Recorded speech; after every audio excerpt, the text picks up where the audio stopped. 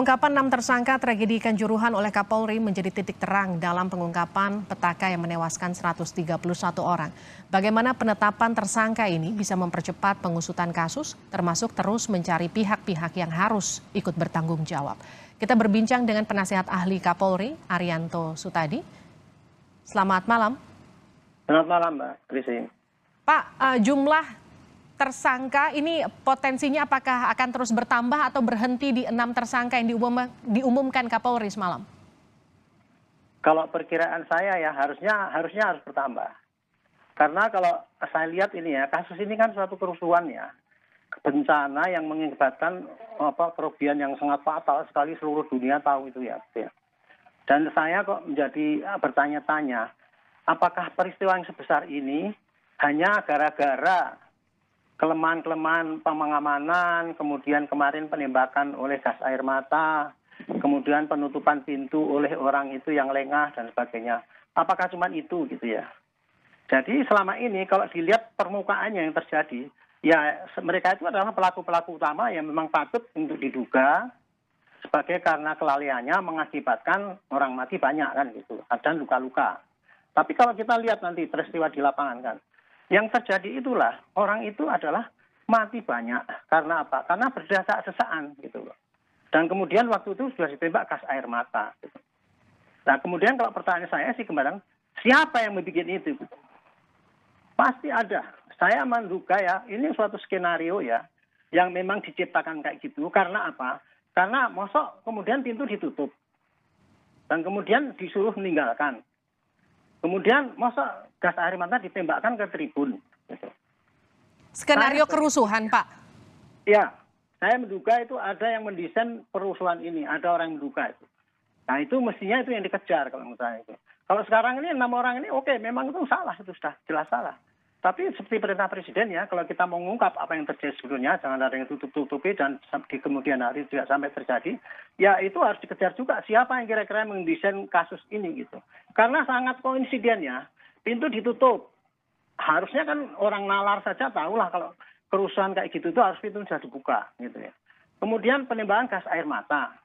Secara nalar saja ya, petugas di lapangan itu biasanya sudah tahu kalau penembakan gas air mata itu akan membahayakan teman sendiri dan nggak boleh di tempat tertutup. Tapi itu kok dilakukan gitu lah. Ini mestinya dikasih pendalaman. Apakah memang itu mereka karena lalai atau karena sengaja? Nah, karena sengajanya kenapa? Itu mesti dikejar supaya kita bisa mengungkap apa yang sebenarnya terjadi di belakang ini gitu. Kalau pandangan saya kayak itu. Anda menyebutkan dokumen apa itu yang dimaksud? Enggak, saya nggak menyebutkan dokumen saya. Ya, tadi saya yang saya hanya menyatakan bahwa ini yang sekarang sudah terungkap ini, itu adalah pelaku utama di lapangan yang kelihatan gitu ya Pak. Tetapi saya menduga bahwa kasus ini tidak sesimpel hanya karena kelalaian mereka saja.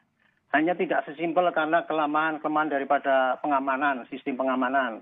Tapi ini pemicunya adalah karena pintu ditutup dan ditembak gas air mata itu. Perpaduan daripada itulah sehingga timbul korban yang banyak itu.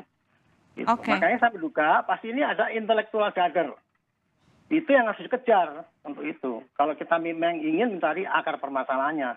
Tapi kalau kita terjebak kepada apa yang kelihatan, udah ini salah melanggar, ini patut diduga, dikirim ke pengadilan, dihukum. Enak-enak dong yang nyuruh itu. Gitu. Sejauh ini hasil investigasi internal Polri seperti apa Pak? Apakah memang betul mengarah ke sana? Saya tidak tahu. Pasti Pak Polisi juga sudah menduga ke sana. Tetapi kan belum disampaikan hasilnya kan gitu Pak. Tapi saya patut menduga itu. Belum tentu ini benar ya dugaan saya. Tapi dari pengalaman saya selama ini ya Pak, selama jadi polisi itu ya, setiap kerusuhan yang gede itu tidak mungkin hanya sesimpel gitu saja gitu. Apalagi ini kerusakannya sangat fatal gitu ya. Dan kemudian terjadinya itu kelalaiannya kok kelihatannya kok sepele sekali. Tidak menutup pintu kemudian ditinggal gitu saja. Padahal dia kan tahu, orang goblok pun tahu lah gitu. Kalau mau pertandingan Arema itu, apalagi Arema itu kalah, pasti ngamuk itu sudah terjadi itu pasti. Nah ini mestinya itu yang diantisipasi. Saya dulu pernah Kapolri Malang situ. Ya, jadi mengantisipasi kerusuhan pertandingan antara Arema dengan Surabaya itu adalah apabila pertandingannya di Malang, Arema kalah itu pasti akan terjadi rusuh. Kemudian kalau pertandingan di Persebaya pasti terjadi rusuh. Nah itu mestinya yang diantisipasi gitu loh. Tapi ini kan enggak, justru pas pada waktu saya peak awasnya itu di mana terjadi keributan, disitulah disumbat, pintunya ditutup, dan kemudian ditembak gas air mata, sehingga orang yang berkerumun di tribun yang nggak apa-apa kok ditembak pakai gas air mata, kan bubar jadinya. Itu kan penembakan itu bukan membubarkan massa. Baik. Itu yang saya pikir kok bisa sampai terjadi segampang itu gitu kejadiannya gitu. Ini yang patut didalami ya. Mengapa sampai itu ditembakkan? Apakah itu hanya karena kelalaian? Apakah karena sesuatu? Karena dorongan sesuatu yang lain? Itu harus didalami ini. Ini untuk mengungkap apakah di belakang ini ada intelektual dader apa tidak. Tapi saya yakin itu harus ada. Kalau nggak sampai terungkap ya, ini mudah-mudahan Tuhan yang menghukum mereka lah gitu. Pak Arianto, ini kan kalau kita runut bersama, yang mengunci pintu diduga polisi, yang menembakkan diduga polisi. Kalau tadi Anda katakan ada dugaan aktor intelektual, artinya Anda juga menduga aktor intelektual ini juga ada dari unsur kepolisian atau orang lain? Saya tidak mengatakan aktor intelektual itu pasti tidak diketahui siapa gitu. Tapi yang jelas orang yang ingin membuat rusuh negeri kita ini gitu. Adapun pelaku di lapangan itu bisa saja polisi, bisa saja ada orang luar. Yang kan gampang kan dikasih duit untuk ngomong gitu, untuk meninggalkan. Dia waktu disogok kayak gitu tuh dia nggak ngerti itu bahwa itu akibatnya kan besar. Itulah hebatnya daripada intelektual dader itu di belakang kasus ini. Ini asumsi saya ya. Belum tentu benar, tapi saya yakin kok kayaknya itu mendekati kebenaran. Hanya kita mampu nggak mengungkap itu gitu. Kalau sampai ini kemudian tidak diungkap, kemudian ditutup-tutupi dengan, bukan ditutup-tutupi, kita puas dengan 6 orang itu dijadikan tersangka, diperiksa di pengadilan, itu tidak menyelesaikan masalah. Karena itu pasti akan terjadi lagi di kemudian hari kalau intelektual dader model gitu itu nggak bisa diungkap gitu. Pak Arianto, polisi Itu kan pendapat mengetahui soal larangan penggunaan gas air mata, tapi tetap menggunakannya. Ini menurut Anda apa faktor pemicunya? Betul kalau menurut dugaan Anda itu ada grand design di belakangnya? Atau memang ini murni ketidaksengajaan? Itu yang saya tidak bisa habis pikir. Kenapa seorang penembak gas air mata ya, pelaku di lapangan itu udah apal itu. Bagaimana risikonya kalau menembak gas air mata di lapangan. Untuk mengusir huru hara saja, mereka kalau menembak harus memperhitungkan arah angin. Jangan sampai kita balik kena kita sendiri. Itu di lapangan loh. Dan gas air mata itu hanya ditujukan kepada orang yang anarkis. Maksudnya itu untuk menghentikan kegiatan. Nah kalau kemarin kan tidak itu. Jadi keanehannya itu ya, gas air mata kenapa diarahkan kepada orang yang tidak ribut, kemudian ditembakkan di tempat yang tertutup, di samping itu ditambah lagi pintu ditutup, itu kan suatu kesengajaan gitu. Kalau itu nalar saya saja gitu. Kesengajaan dan artinya gas air mata ini sudah disiapkan sebelumnya dan memang sudah diarahkan ke arah penonton menurut Anda? Kalau gas air mata di bawah itu standar, saya kira nggak itu. Cuman yang mengarahkan itu intelektual dader itu adalah itu tadi, mengarahkan kepada petugas itu supaya menembakkan gas air mata itu, gitu ya. Kemudian supaya menutup pintu pada saat pas peak hours gitu. Itu saya kira dugaan saya kayak gitu. Mudah-mudahan tim pencari fakta ini juga mengarah ke situ sehingga saya tidak terima sekali ya apabila sampai kejadian kayak gini ini kemudian intelektual dader itu nggak bisa terungkap gitu. Ini kan betul-betul sangat biadab ini. Pak Arianto. Hanya ingin menuju suatu hal, kemudian mengobrol orang yang tidak berdosa, anak-anak kecil sampai meninggal semua itu. Gitu. Pak Arianto, FIFA kan sudah mengeluarkan larangan untuk tidak menggunakan gas air mata, tapi ini faktanya digunakan oleh oknum polisi yang kemudian bertugas dan berjaga di sana. Ya. Anda sebagai penasihat ahli Kapolri, apa rekomendasi Anda terhadap Kapolri soal ini? Dalam hal ini Bu ya, saya tidak ingin berdebat apakah polisi tidak boleh menggunakan garis mata karena tunduk pada FIFA apa enggak. Karena sampai sekarang ini masih terjadi perdebatan antara pakar bahwa polisi menggunakan gas air mata itu adalah karena sesuai dengan SOP kan gitu katanya gitu ya. Tetapi kemudian kan Pak Kapolri itu menyalahkan, itu nggak salah karena melanggar FIFA kan gitu kan. Jadi saya tidak memperdebatkan antara polisi kok nekat menggunakan air mata itu karena dia merasa benar SOP-nya apa tidak. Tetapi yang saya salahkan di sini adalah gas air mata itu kenapa ditembakkan di tribun, di tempat tertutup dan di masa pada saat itu saat akan terjadi ras apabila itu terjadi.